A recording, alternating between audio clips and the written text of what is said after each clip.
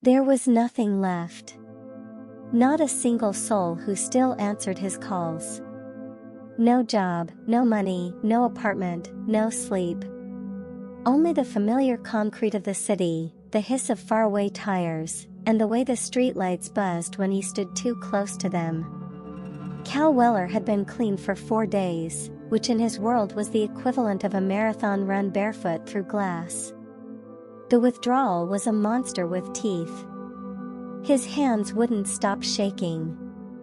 His skin itched like there were insects under it. And in the back of his skull, a steady voice whispered just one more, just to take the edge off. He'd lost his sister last month. Not to death, though the silence felt like a funeral, but to something quieter. She'd simply stopped showing up. "You've lied too many times, Cal," she had said the last time they spoke. "I want to believe you. I really do. But I can't keep bleeding for you." It was a rainy night when Cal found the shelter. He'd meant to go in 2 days ago, but shame was a thick rope around his neck. It was run by an old man named Pastor Jonah, who wore a crooked smile and denim shirts that never matched. "We got a place for you, if you want it," Jonah said, not bothering to ask questions. No sermons. No pressure. Just food and a bed. Cal hadn't prayed in years. But he took the bed. That first night, lying on the cot with the flickering hallway light casting strange shapes on the ceiling, he finally let himself cry. It was silent. Bitter. Ugly. But it was the first real thing he'd felt in a long time. Waking up was the hardest part.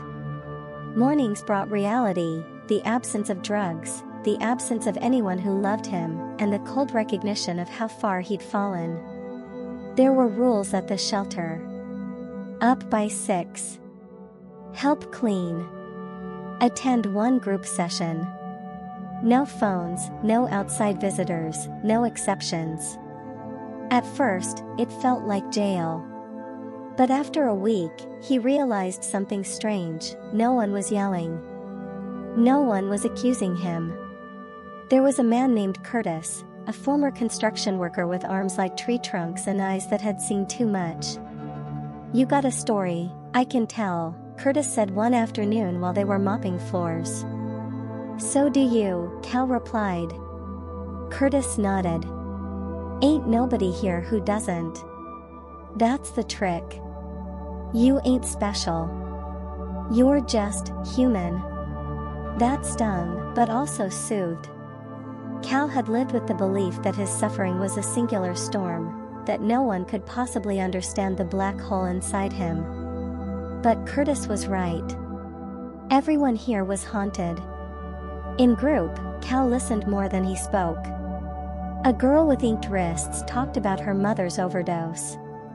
An old man who smelled like rust recounted how he lost his son and drank himself into nothing. When Cal finally spoke, it was like unclenching a fist that had been balled for years. "I kept stealing from my sister. I told myself I'd pay her back, that I just needed 1 more week to get clean.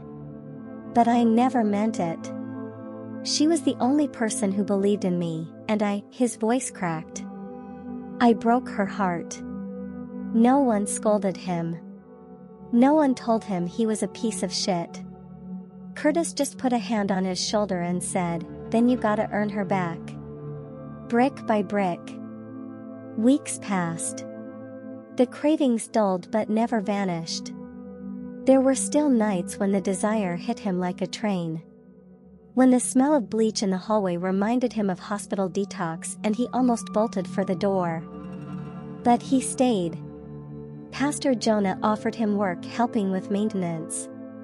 It wasn't much, but it made Cal feel useful again. He learned how to patch drywall, how to rewire flickering light fixtures. The hands that once stole cash from his sister's purse were now fixing broken things. Jonah never asked about his past. He only said, "You don't have to tell me where you've been. Just show me where you're going." One cold morning, Cal stood in front of a dusty mirror in the shelter's bathroom. He didn't recognize himself, not because he looked good, he didn't, but because he looked alive. There were still dark circles under his eyes, still tremors in his fingers, but his face wasn't hollow anymore. He picked up the shelter's landline and dialed a number he hadn't called in months. "Hello?" Her voice hit him like a punch. "Jenna, it's me." Silence. "I'm not asking for anything. I wanted to say I'm sorry. Really sorry. I'm trying, Jen. I'm not using. I'm working at the shelter. I don't know. I just wanted you to know that I'm still here." Another long pause. Then, quietly, "Keep trying." Click. It wasn't a reunion. But it wasn't nothing. 3 months sober. Cal got certified through a local job program the shelter offered. Electrician's assistant. Curtis helped him prep for the exam. Jonah wrote a recommendation letter. When he passed, he stared at the paper for a long time. Not because he didn't believe it, but because it felt like a life someone else had earned.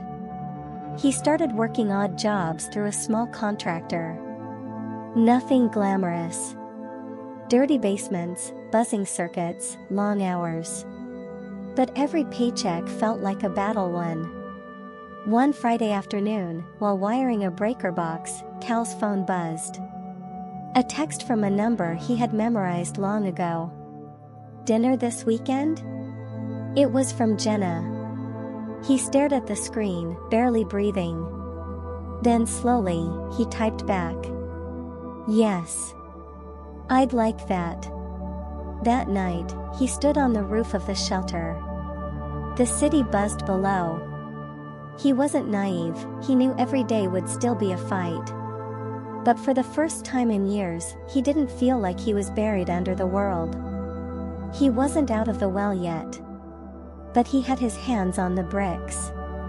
And he was climbing. Moral. No matter how deep the hole, no matter how far you've fallen, there's always a way back. But the way out is never instant, never easy.